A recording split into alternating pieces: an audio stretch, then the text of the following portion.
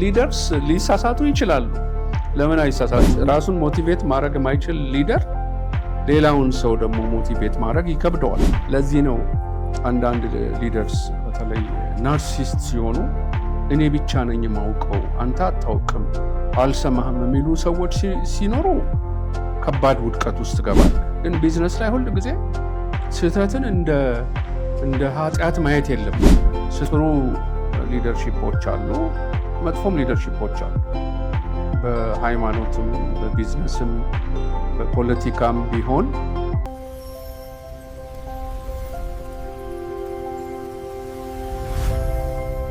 ወልደ ሀብተ ስላሴ ይባላል። በከስተመር ሰርቪስ ፐርሰናል ዴቨሎፕሜንት እና ሊደርሺፕ ላይ 10 ዓመት በላይ በማኔጅሜንት እና ከ20 ዓመት በላይ በሊደርሺፕ ከሰራሁት ከራሴ ኤክስፔሪየንስ ተነስቼ ከትሬኒንግ እና ከትምህርት ያገኘኋቸውን ለሌላው ትውልድ ማካፈል ስለምፈልግ ነው የቀረብኩት። ስለዚህ እንግዲህ የአሁኑ ቶፒካችን ስለ ሊደርሺፕ ነው አይደለ? ሊደርሺፕ በጣም ጥልቀት ያለው የሰፋ ስብዕና ነው እና ባለፉት 50 ዓመታት ከ20 ሺህ በላይ ጥናቶች ተደርገዋል ስለ ሊደርሺፕ።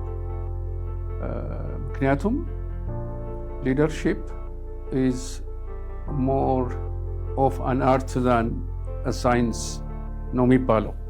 ለዚህ ነው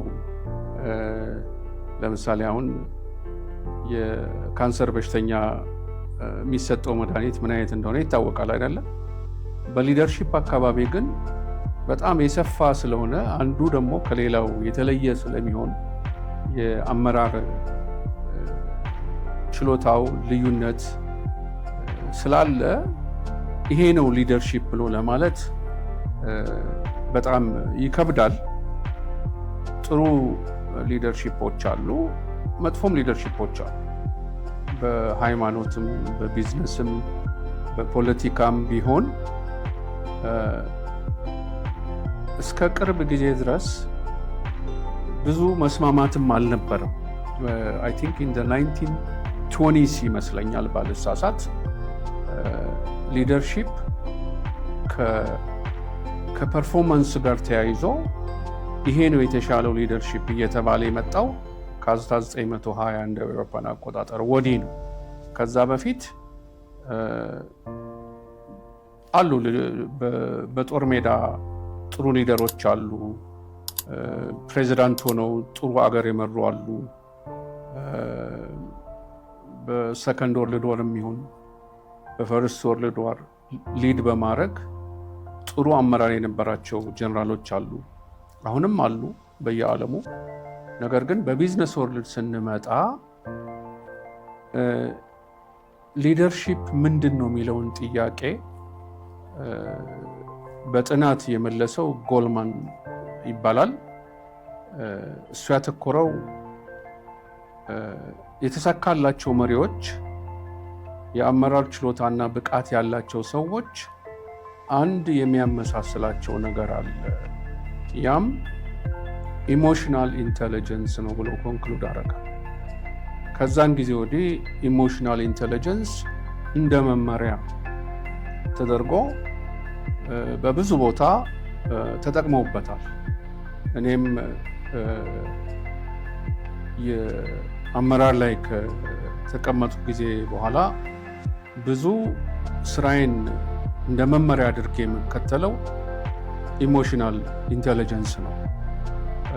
ኢሞሽናል ኢንተለጀንስ 5 የተለያዩ ኮምፖኔንቶች አሉት፣ ስኪሎች አሉት እና የኢሞሽናል ኢንተለጀንስ አንደኛው መመሪያው ወይንም ዋናው ስኪል ሰልፍ አዌርነስ ይሉታል። ራስን ማወቅ።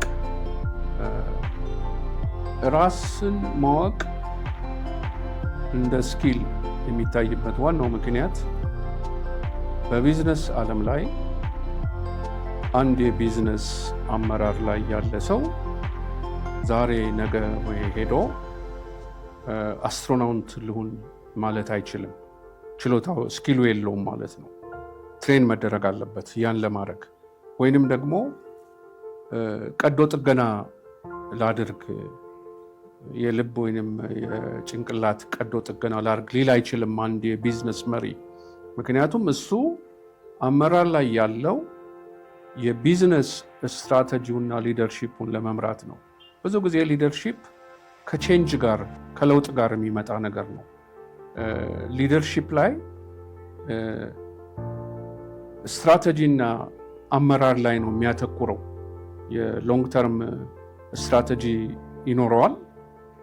ያ ሰውዬ ግን እዛ ቦታ ላይ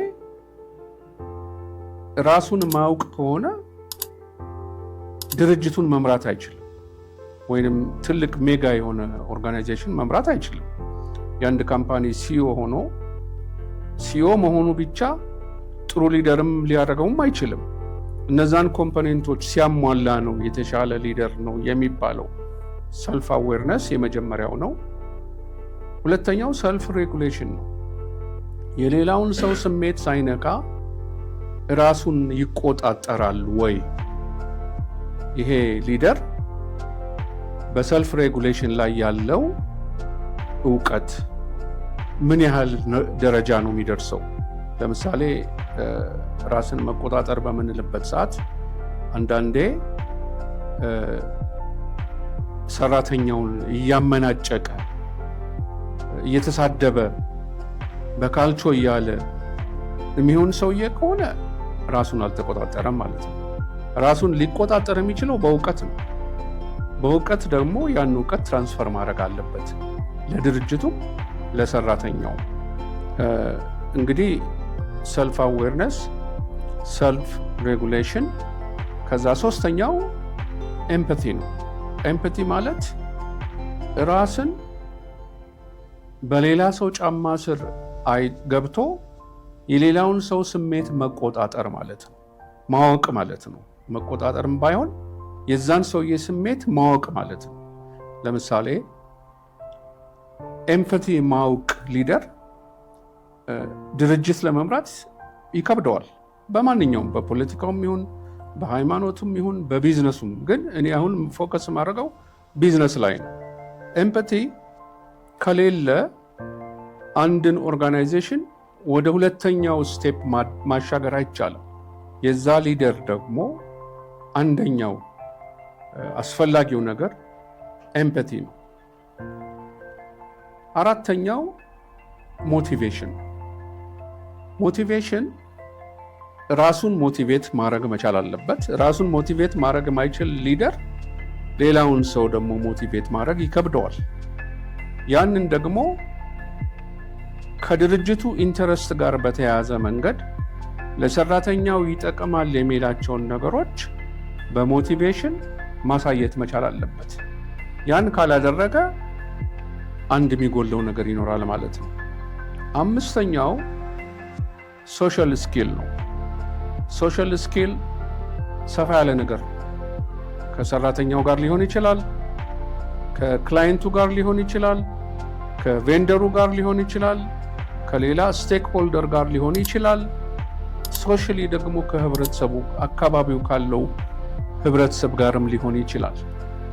ጎልማን ይህንን ጥናት ሲያደርግ እነዚህን 5 ነገሮች የሚያሟላ ሊደር ከሌላው ሊደር የሚለየው ብቁ የሚያደርገው አንዱ መስፈርት ይሄ ነው። ይሄን ካላሟላ ጥሩ ሊደር አይደለም ብሎ ኮንክሉድ አድርጓል። ቅድም እንዳልኩት ሊደርሺፕ 2 አይነት ሊደርሺፕ አለ። አንደኛው መልቲፕላየር ይባላል። ሁለተኛው ደግሞ ዲሚኒሸር ይባላሉ። ሁለቱም ጥሩ ናቸው፣ ሁለቱም መጥፎ ናቸው ማለት አይቻልም። ዲሚኒሸሮች ጥሩ የሚሆኑበት አስፈላጊ የሚሆኑበት ወቅት አለ። ለምሳሌ በዓለም ላይ ተወዳጅ ሊደርስ መልቲፕላየርስ ናቸው። ሰውን የሚያደምጡ ዝቅ ብለው ወደ ታች ወርደው ሌላውን ሰው መስለው ስራቸውን የሚሰሩ ግብአትን በስነ ስርዓት መጠቀም የሚችሉ ለእኔ ብቻ ሳይሆን ሞቲቬት የሚያደርጋቸው ገንዘቡ ብቻ ሳይሆን ፓሽኔት ሆነው ስራውን የሚወዱ ሰዎች ናቸው።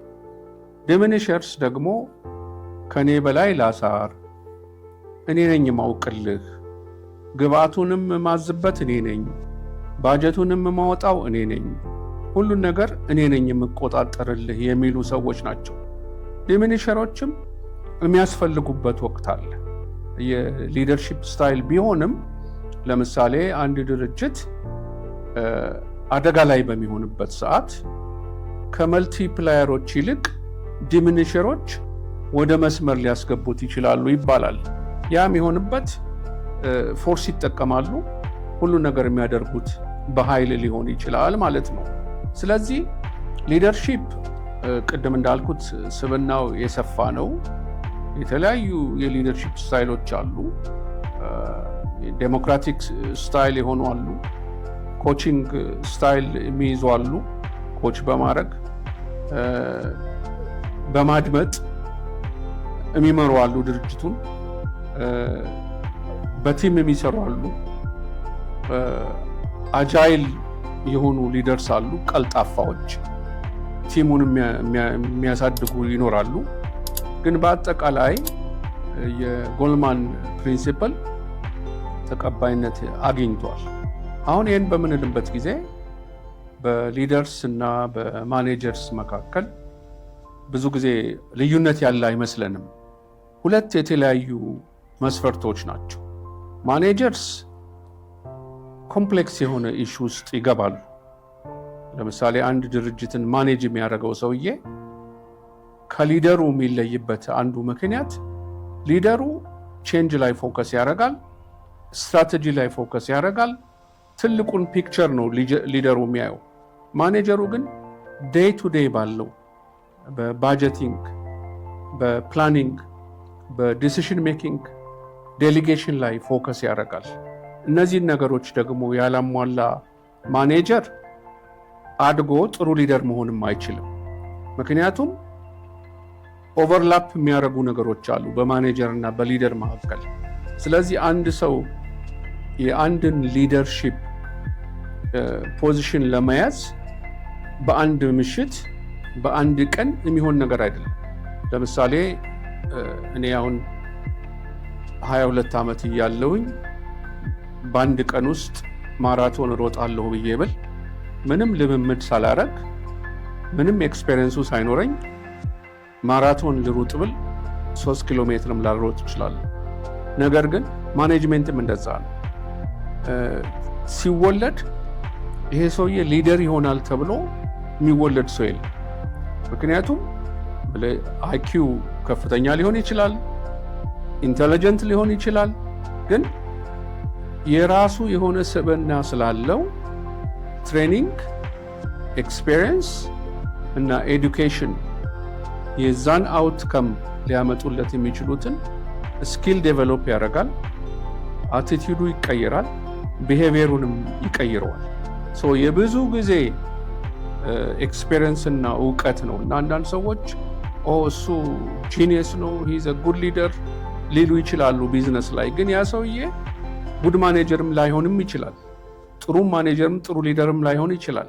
ስለዚህ እነዚህ ስብዕናዎች ከብዙ ኤክስፔሪየንስ በተለይ ራስ ላይ ከመስራት ራስን ከማሻሻል ለምሳሌ አሁን ከኢትዮጵያ ኮንቴክስት ሊደርሺፕ አካዳሚ ያለ አይመስለኝም። ሊኖርም ይችላል፣ ዩኒቨርሲቲ ውስጥ ሊማሩ ይችላሉ። ግን ያ ሰውዬ ሰርቲፊኬት ስለያዘ ጥሩ ሊደር ይወጣዋል ማለት አይደለም።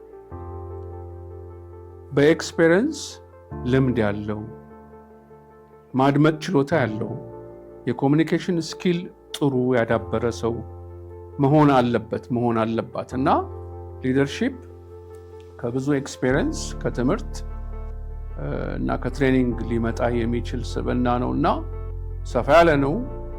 አይዊሽ ጊዜ ኖሮን እያንዳንዱን የሊደርሺፕ ወደ 6 የሚሆኑ ሊደርሺፕ ስታይሎች አሉ።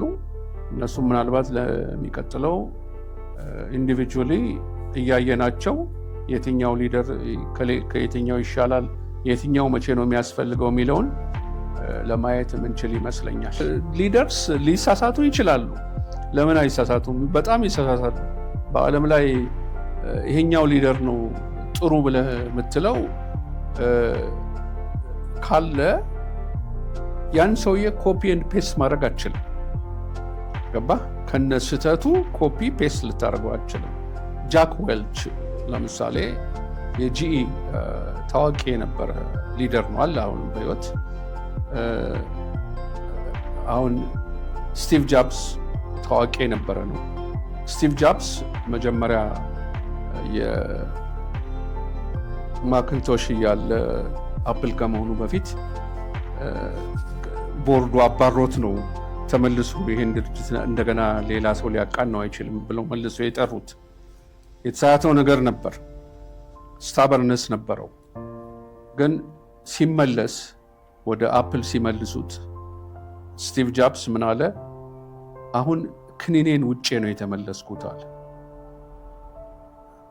ክኒን ማለት ያው መድኃኒት ነው ማለት ነው፣ ተሽሎኛል ለማለት ነው። ጃክ ዌልችም የጂኢን እንትን ትራንስፎርም ያደረገ ሰው ነው። ለምሳሌ ጂኢ በአንደኛና በሁለተኛ ደረጃ ፕሮዳክታችን ካልሆኑ በዓለም ሶስተኛ፣ አራተኛ፣ አምስተኛ፣ ስድስተኛ የሆኑትን አቮይድ አድርጓል። አያስፈልጉንም ማለት። ምክንያቱም እኛ ፎከስ ያለብን ጥሩ የምንሰራው ነገር ላይ ነው። ሶስተኛ የሆነውን ነገር ወደ አንደኛ የምናመጣው ከሆነ ጥሩ አለ። ግን እሱ ብዙ ጊዜ ታዋቂ የነበረበት አንዱ ትልቁ ምክንያት ራሱን እንደ ኢሪፕሌስብል የሚሆን ሰው አድርጎ አይቶ አውቅ። እኔን የሚተኩኝ ሰዎች አሉ፣ እኔም እሳሳታለሁ ብሎ ነው ያለው። ኦፍኮርስ ሊደርስ ይሳሳታሉ። ለምን አይሳሳቱ? ትላልቅ የምናውቃቸው መንግስታትም ይሁኑ የሃይማኖት መሪዎችም ይሁኑ ቢዝነስም ዓለም ላይ ያሉ ሊደርስ ይሳሳታሉ። ግን ዋናው ቁም ነገር ከዛ ስህተት ምንድን ነው የተማርኩት ብለው ያን ስህተት ላለመድገም ለሌላውም ምሳሌ መሆን ሲፈልጉ ምሳሌ ሆኖ ይቀርባል፣ ያሻሽሉታል። ስህተት እኮ ችግር አይደለም። አንዳንዴ ፌለር ራሱ ጥሩ ነው ይላሉ የቢዝነስ ሰዎች። ግን ስንወድቅ ጥሩ አወዳደቅ እንውደቅ፣ ወደፊት እንውደቅ፣ ወደኋላ ሳይሆን ወደፊት እንውደቅ። ግን ከዛ ደግሞ ምንድን ነው የምንማረው? ለምሳሌ ዲዛስተር የሚፈጥሩ ስህተቶች አሉ። ለምሳሌ የፓይለት ኤረር ኖሮ ፕሌን ክራሽ ቢያደርግ ያን ስህተት እንድገመው አትልም። የምትማርበትም ነገርም የለም። ጨረቃ ላይ የሚወጡት አስትሮናውቶች እንትኑ ተቃጥሎ በሙሉ ሲጠፉ ከዛ ስህተት እንሳሳት ብለህ አትልም። ግን ቢዝነስ ላይ ሁል ጊዜ ስህተትን እንደ ኃጢአት ማየት የለብን። ስህተት ካለ ከዛ ስህተት ልንማርበት የምንችለው ከሆነ እንደውም አንዳንድ ጊዜ ጥሩ ነው የተሳሳት ነው፣ ያን ባንሰራት ኖሮ ይህንን ነገር አናደርግም ነበር የሚሉ ይገጥማቸዋል አይደለ? ስለዚህ ስህተት ሊጠፋ የሚችል ነገር አይደለም። ምክንያቱም we are human ሰዎች ስለሆነን ልንሳሳት እንችላለን። አንድን ድርጅት በትክክለኛ ባልሆነ አቅጣጫ የሚመሩ ሰዎች አሉ። ለነሱ ትክክል ይመስላቸዋል፣ ግን በኋላ ፖዝ አድርገው ራሳቸውን ኢቫሉዌት ያደርጋሉ። ለዚህ ነው we need to see ourselves in the mirror የሚባለው። ራሳችንን በመስታወት መልካችን ቁንጅናችንን አይደለም እናየው፣ ውስጣችንን እንይ ለማለት ነው። እና ውስጣችን ስናይ ለምሳሌ አንዳንድ ሰው በጣም ስሞል ቦክስ ውስጥ ይቀመጣል፣ ራሱን ያስቀምጣል። እና አንዳንዴ give him another box ይባላል። አይበቃውም ያ ትንሹ ወይንም ተለቅ ያለ ቦክስ ውስጥ ከተቱት ይባላል። ለምንድን ነው? ይኖራል ስህተት፣ ልንሳሳት እንችላለን። ለዚህ ነው አንዳንድ ሊደርስ በተለይ ናርሲሲስት ሲሆኑ እኔ ብቻ ነኝ የማውቀው አንተ አታውቅም፣ አልሰማህም የሚሉ ሰዎች ሲኖሩ ከባድ ውድቀት ውስጥ ትገባለህ። ግን ሊደርስ ብዙ ጊዜ ሌላውን ያደምጣሉ፣ ይሰማሉ። ኮሚኒኬሽን ስኪላቸውም የዳበረ ነው። እነዛን ደግሞ ቅድም ያልኩት የኢሞሽናል ሃይሊ ኢሞሽናል ኢንቴሊጀንስ ካላቸው ኤረራቸውን ሚኒማይዝ ያደርጉታል። ምክንያቱም የተሟላ ባይሆንም እንደው ወደ ጥሩ ፐርሰንቴጅ ስለሄዱ ስህተቶቻቸውን አቮይድ ያደርጋሉ እና መሳሳት ያለ ነው፣ ግን ይታረማል ነው። መሪ ሆኖ የሚወለድ ሰው የለም። ሃይ አይኪው ሃይ ኢንቴሊጀንስ በተፈጥሮ ሊኖረን ይችላል። ግን ብዙ ጊዜ ቅድም እንዳልኩት አንድ ሰው ከሌላው ሰው የተሻልኩ ነኝ መሪ ነኝ ብሎ ራሱን ካልኮፈሰ በስተቀረ ከኤክስፔሪየንሱ የሚማረው ነው የሚበልጠው። ከአንዳንድ ጊዜ እኮ ዩኒቨርሲቲ ገብተው ግራጁዌት አድርገው በቢዝነስ ዲግሪ አግኝተው ዲግሪ ያላገኘ ሰው እነሱን ሊበልጣቸው ይችላል አመራር ላይ። በተፈጥሮ ራሱን ያሻሻለው ያሳደገው ኤክስፔሪየንስ አለው ማለት ነው። አንዳንዱ ደግሞ አሁን እኔ ብዙ ጊዜ ራሴን እንደ ሊደር አላይም፣ ግን ትምህርት ቤት ከተማርኩት እውቀት ይልቅ የማነበው መጽሔት አለ፣ ሃርቫርድ ቢዝነስ ሪቪው የሚባል ድሮ መንዝሊ ነበር የሚወጣው።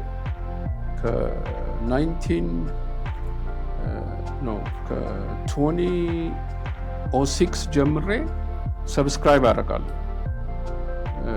አሁን ባይ መንዝሊ ሆኗል። አሁን የትኛውም ትምህርት ቤት የዛን ያህል እውቀት አይሰጥም እና ምንድነው ራስህን ትምህርት ቤት ከምታገኘው እውቀት ይልቅ ራስህን ከምታስተምረው ልታገኝ ትችላለህ። ለዚህ ነው ብዙ ጊዜ አሁን አንዳንድ ሰዎች አሁን የአሁኑ ትውልድ ብዙ ጊዜ ጋጀት ላይ ነው ያለው፣ መጽሐፍ ላይ ብዙ እንትን አይልም፣ አያተኩርም፣ ያለመሻሻልም ነው ብሎ የሚያዩም አለ። በእርግጥ ያው ዛሬ በቴክኖሎጂው የምትማራቸው ብዙ ነገሮች አሉ።